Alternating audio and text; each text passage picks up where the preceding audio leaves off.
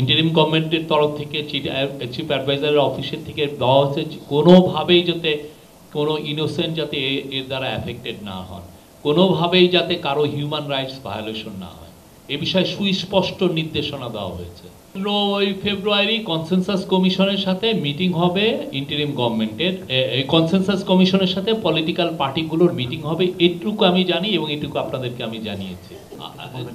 সরকার যথাযথ measure step নেওয়ার কারণেই আপনি দেখেন কালকে বা আজকে আপনার কোনো ধরনের কোনো শুনেছেন যে কোথাও কোনো অ্যাটাক হয়েছে। আমরা তো মেজার নিচ্ছি, আমরা দেশের মানুষের সিকিউরিটির ব্যাপারে ফুললি হাইলি কনসার্ন, আমরা প্রত্যেকের সিকিউরিটি এনশিওর করা এটা আমরা প্রতিজ্ঞাবদ্ধ, সেটা আমরা করছি না। কোনো মামলার কারণে কেউ হয়রানি হোক এটা আমরা চাই না।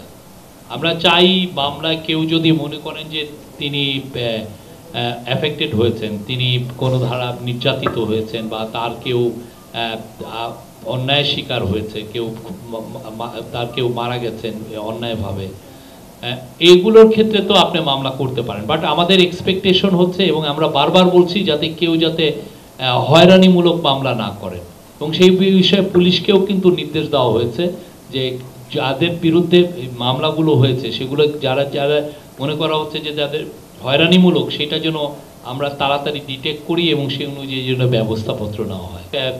দুই পক্ষের তরফ থেকেই একটা বিষয় বলা হচ্ছে যে কোনো ইনোসেন্ট ব্যক্তি যাতে এর দ্বারা হ্যারেস না হন, অ্যাফেক্টেড না হন, সে বিষয়ে আমরাও সব আমাদের ইন্টারিম গভর্নমেন্টের তরফ থেকে সিকিউরিটি মানে আইন শৃঙ্খলা বাহিনীকে নির্দেশ দেওয়া হয়েছে কারোর জন্য হিউম্যান রাইটস ভায়োলেটেড না হয়।